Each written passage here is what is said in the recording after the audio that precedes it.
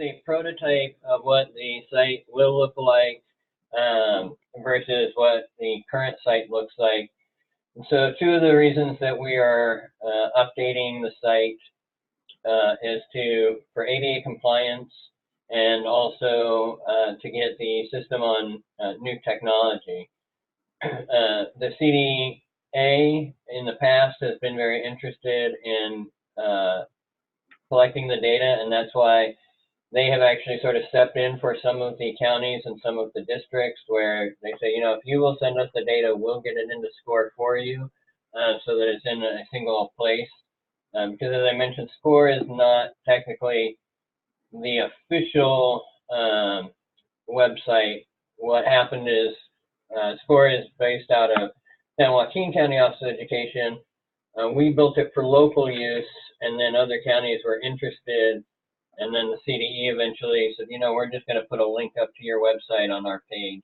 And then later the CDA got involved, and then recently the Department of Health has gotten involved. And again, they wanted a way to not just collect the data, but one of the features you won't see in the new website is we're providing them with access to a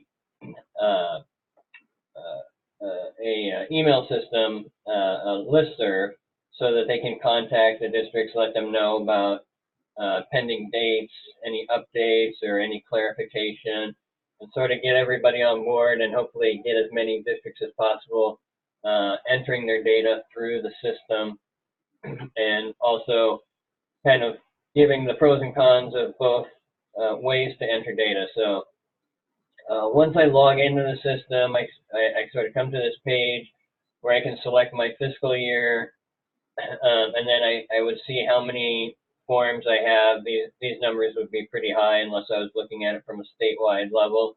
But how many pending forms do I have? How many signed forms? How many waived forms?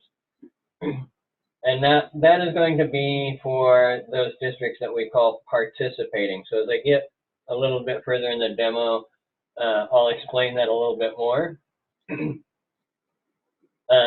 So in fact, as we get in here, we see the first menu is the data input screen. So under there, we have data input, fix upload errors, and upload data.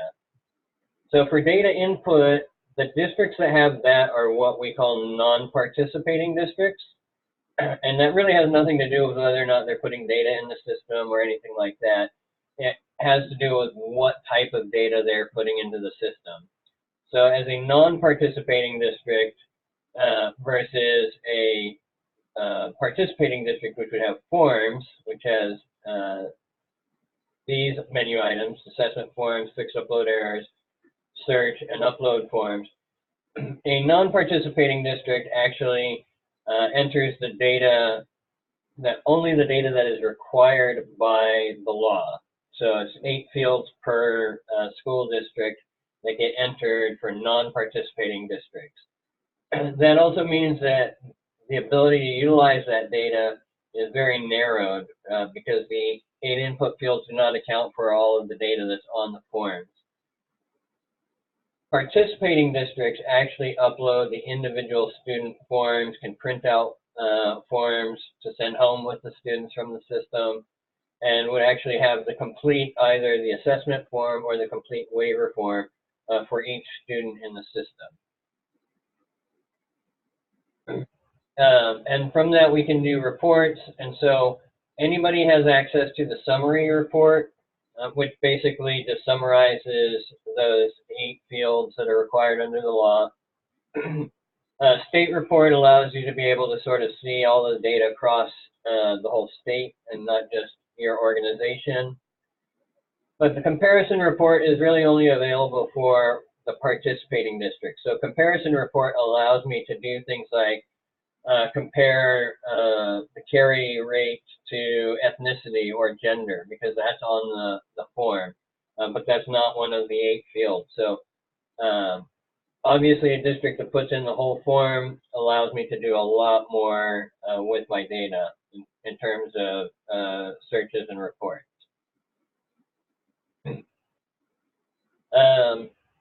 So this is more just a statewide screen so that you can see how that works.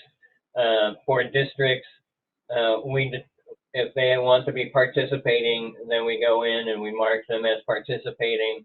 Otherwise, they are considered to be non-participating. And that's something that we do on our end. So if they're interested in becoming participating, they just need to contact the help desk, and then we can set that up. If I am a participating district, then obviously, if I have a lot of students, I don't want to be hand entering in the forms for everybody, particularly the demographic section, which would largely be able to be pulled from their SIS. And so we have a bulk upload feature that will allow them to upload data. Now, this screen here also applies to the non-participating. So if I'm non-participating, I can upload, as you can see here, the 8-column totals for each school district.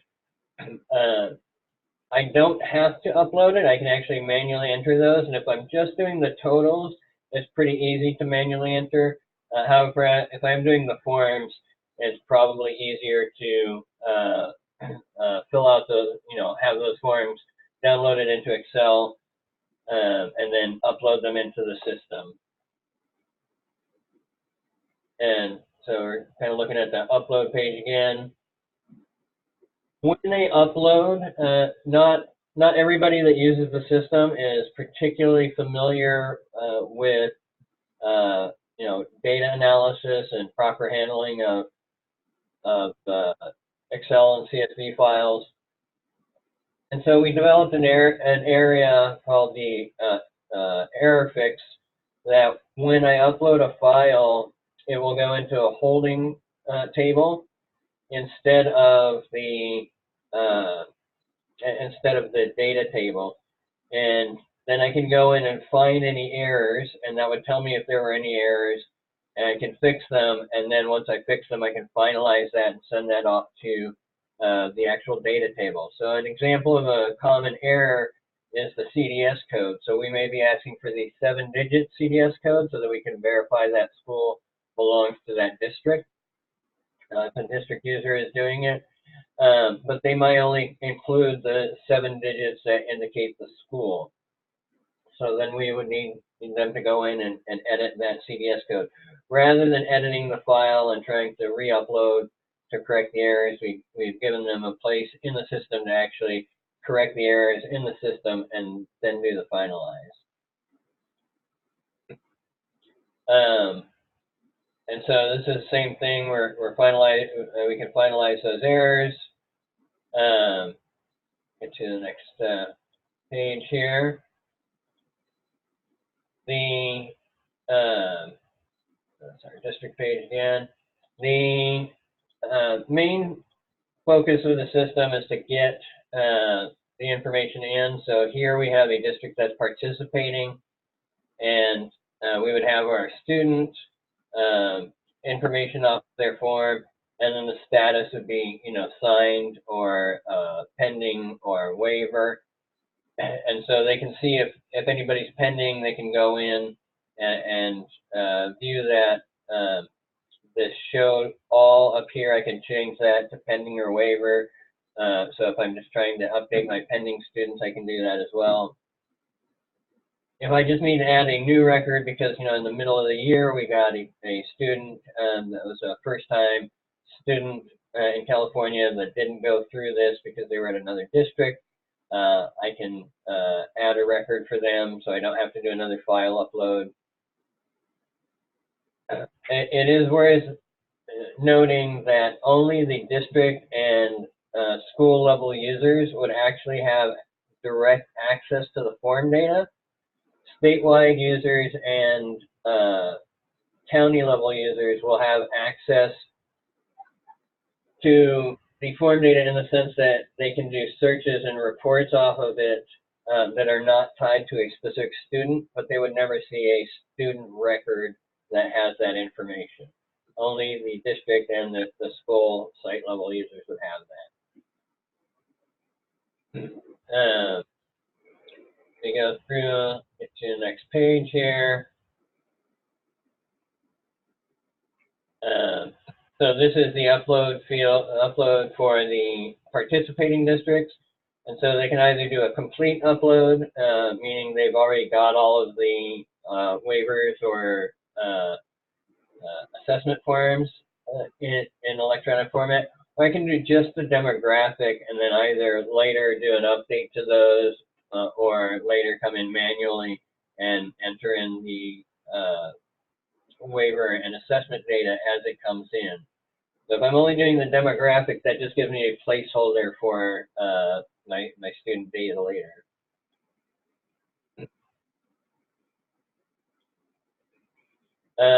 For statewide level users, we actually have a homepage text area. So if I were to look at the homepage, this is where the homepage text goes. So if they want to have a different message for highlighting something, then we can either put a new message in, or the Department of Health, since they're statewide accounts, would be able to put in new text for the homepage, so when people log in, they would see it. Comparison report, we kind of talked about that. So this is where I can compare, any of the fields that we would be able to find from the assessment forms or the waiver forms. So I can compare county or district to, say, ethnicity, or ethnicity to carries, or ethnicity to different waiver types.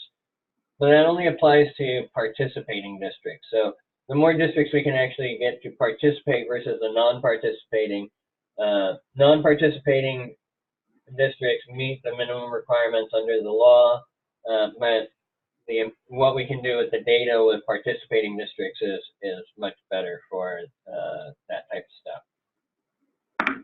Again, as we go through the menus, the state report is basically the summary report, just those 8 columns for all the districts in the state. And then each agency can manage their own users. So user levels that we have statewide level users, we have county level users, we have district level users, and we have school site level users. And so at each level, if I'm a district level user, I have access to most of what all of the schools underneath me would have. But if I'm a school site level user, I don't have access to all of the district level data. So if I'm a county level user, when I run a report, I'm running it against all of the districts in my county. And a district would be running against all the schools in the district. A school would run their report just against their school if they're going in putting in data at the school level. As far as how districts would do that, if I'm a participating district, I may have school nurses at each location, and that person may be responsible for ultimately getting all of the data in. But we would recommend that a district level user does the initial demographic data load, as a district generally has a single SIS, and therefore they would be able to pull in all of the demographic data from all the students at all of the schools at one time, and so it would make that a little bit less work.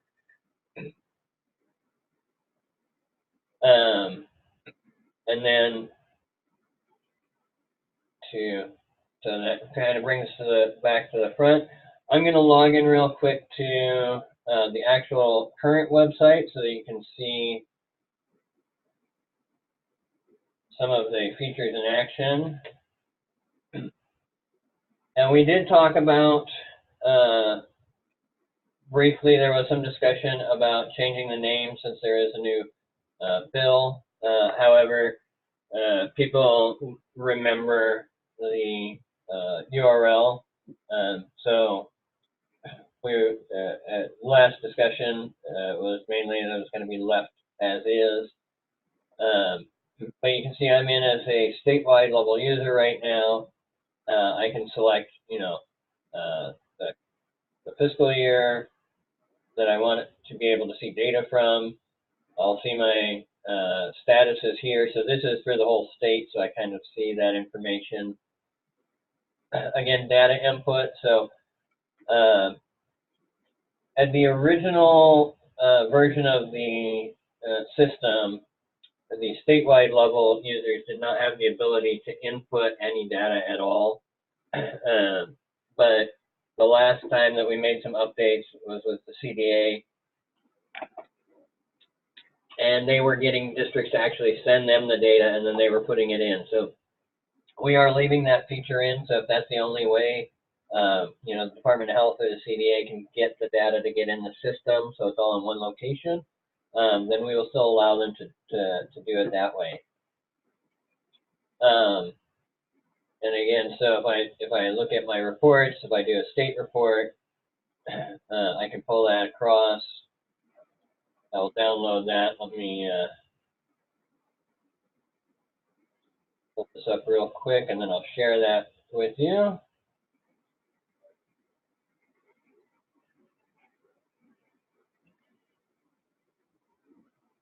Here. All right, so now you should be able to see I've got the state report, and they would be able to see each district, whether or not they put data in, whether they're participating or not. Currently, this report shows the participating or non-participating status only if they've actually entered data. If they have not, then it's not in there. There may also be districts in here that are not subject to the bill. When we first built the system, we put all of the districts from the CDE data file in there, and then removed the ones that were marked as high school districts. But there may have been some inconsistencies in that report. So counties or just counties can go in and delete districts if they are not subject to the bill, and they can add new districts if a new district has been created. And then again, I can go in and I can view my users, and I'm gonna search here for a user here. I want to show you the participating users.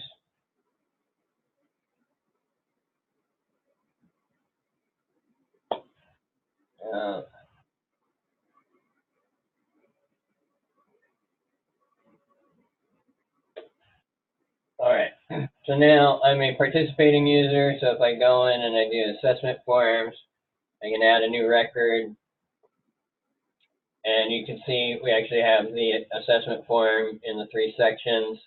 So you got your demographic section, you have your assessment information, and then your waiver.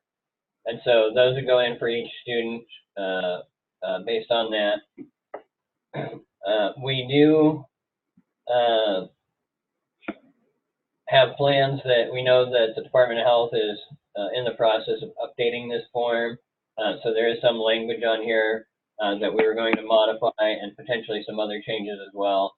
So I know for one, we're making sure it's a dental professional everywhere instead of dentist, and that type of thing. And then, so if there's any changes to the language on the waiver, we would make that happen as well.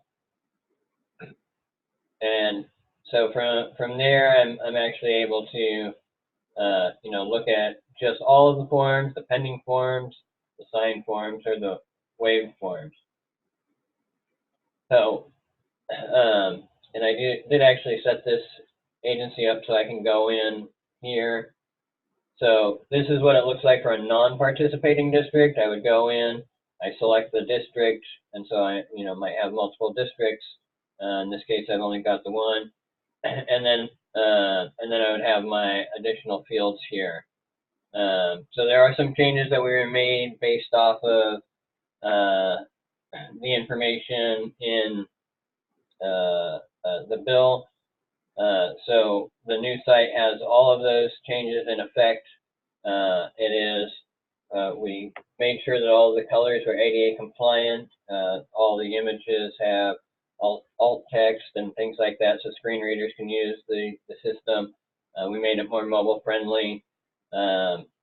And then in addition to that, as part of this, we will be hosting, once the system goes live, we'll be hosting some webinars and some web-based trainings, as well as doing some videos and manuals for the system. But it's really pretty easy to use, whether you're participating or non-participating.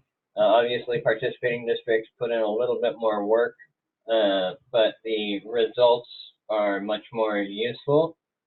So the more we can get districts to agree to being participating, the better the reporting ability will be.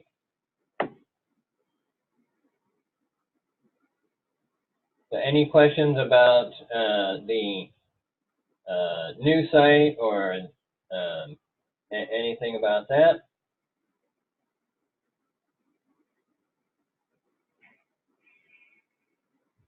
Where are you going to post the video and training materials? So we'll have a new help section up here, Okay. so that we can post those.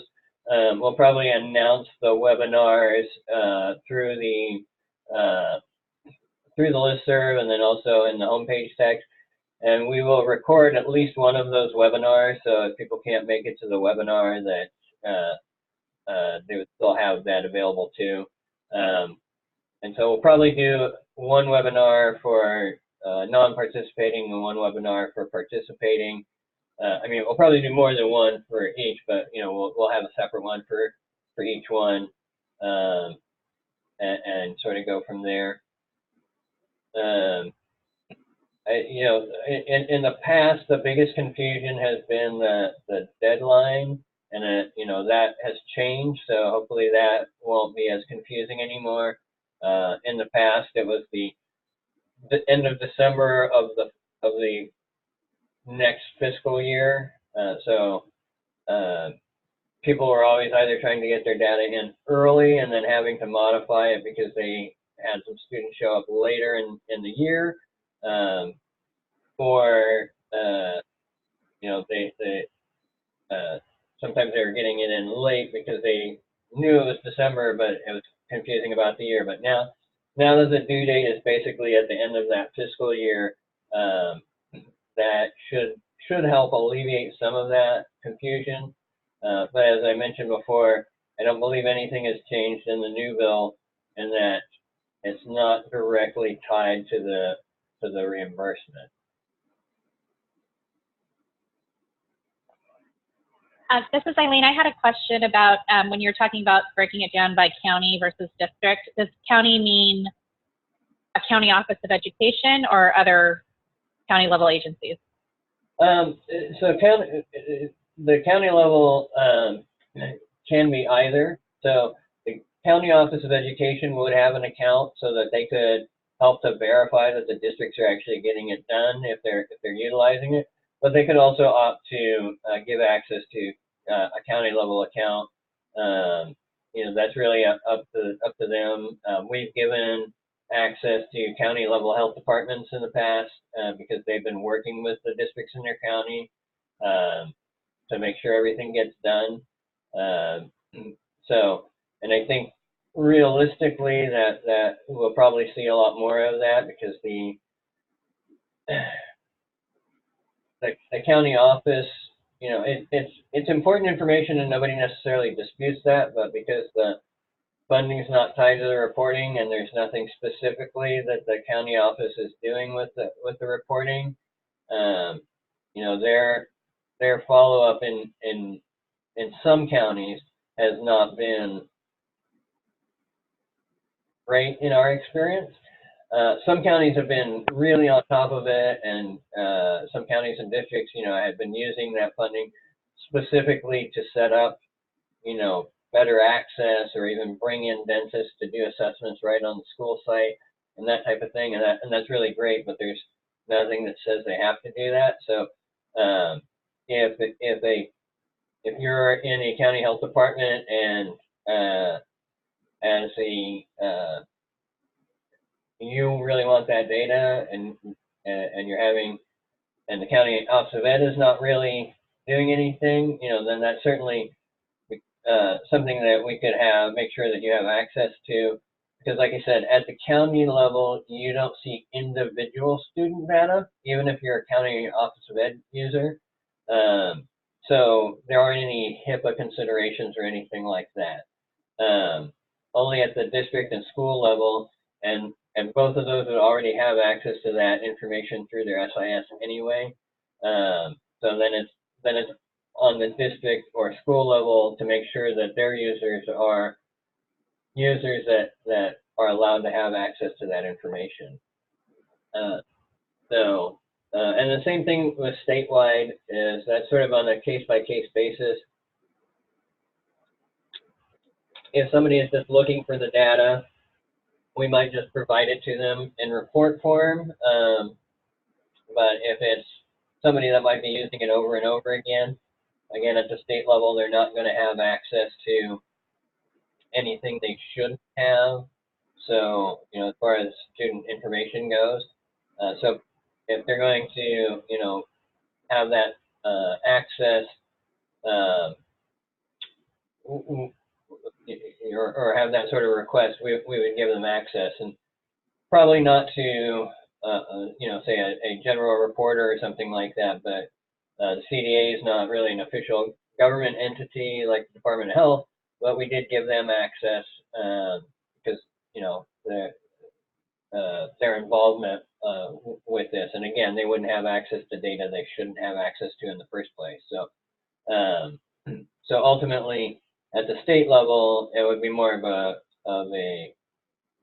call that either we would make or we would have, bring the CDA and the Department of Health into that discussion and determine whether or not that agency or that person actually needed an account, or if we were just going to provide them with reports on a regular basis. Great. Hi, this is Katie with UCSF. How can we join the SCOHR listserv?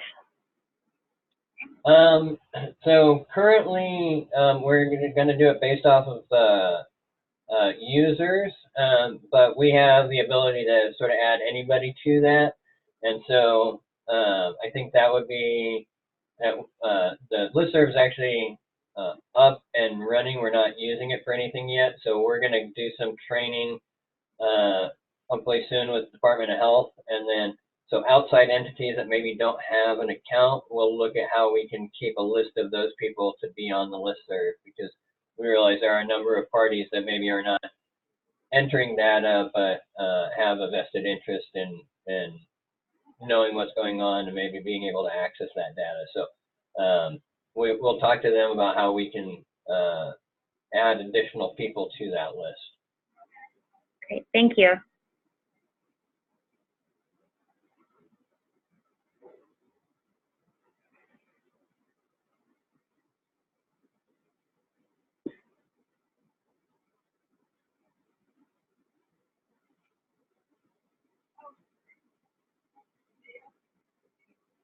All right, well, does anybody else have questions for Josh? No, they're fine. Oh, great. Well, thank you so much, Josh. And then if anybody else has questions, is it okay for us to share your email? Yes, you can share my email. Just for everybody online, be aware when they send it to you, my last name appears to have a typo in it, but it doesn't. So my last name is Micheals. So it'd be J Michaels, JMicheals @sjcoe.net. If you don't write that down or forget it, the department has that, and they're more than welcome to share my information with you. Or if you can't get a hold of them, there is actually, if you look at the main page, there is our SCOHR help desk email address right here. And you can also email them, and they will either be able to answer your question or forward on your information to me so that I can answer it. Great, thank you.